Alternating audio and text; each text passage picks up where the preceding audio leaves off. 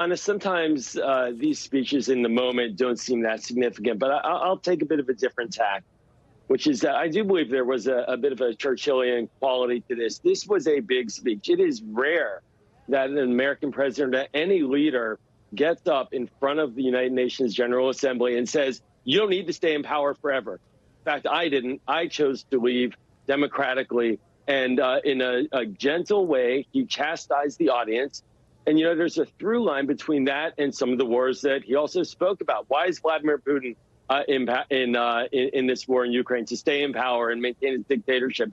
I could argue that why is Israel continuing to be trapped in these wars that it was pulled into, but now is continuing to engage in? Well, Prime Minister Netanyahu doesn't necessarily want to make a deal that could collapse his government. There is a lot to that and a lot of meat on that bone. I also do think it's very important to remember that from a national security perspective, the United States right now is safer than we were 4 years ago.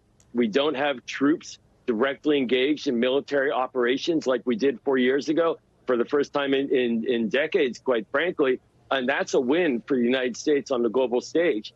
And so from where I sit, this is an opportunity for the president to do what he did, which is to lay out the priorities. And he may be a lame duck, but he's still the commander in chief. And the presidents always, after the elections, including those who finish a second term, they have 2.5 months before the inauguration of the next president and a lot of freedom of motion. You know, Bill Clinton famously engaged in a very close to closing the deal negotiation for Israeli-Palestinian peace at the end of 2000, before George W. Bush took office. And you know, that was during a tumultuous time in our democracy. So I wouldn't write out Joe Biden by any stretch. And my understanding is he's in the office more for obvious reasons than he has been in years. And I think he's laying out some of his vision, including getting this deal done, stopping the war in Sudan, and ensuring that Ukraine's support is rock solid at the United Nations and around the world.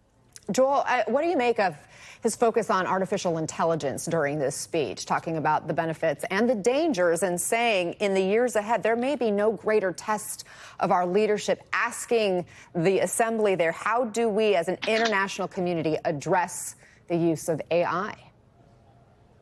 Yeah, on a stunning and very significant, we were in a similar dynamic multiple decades ago at the beginning of the Cold War and in the nuclear era, when there were no rules for the road, when nuclear weapons had been introduced by us in World War II and in the bombings of Hiroshima and Nagasaki.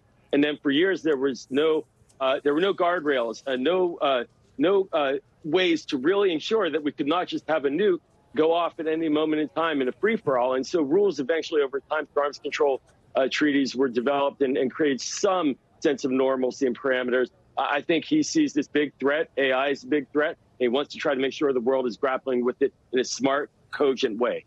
Joel Rubin, Mike Memoli, Richard Engel, Michael Crowley, thank you all for joining us for this conversation and coming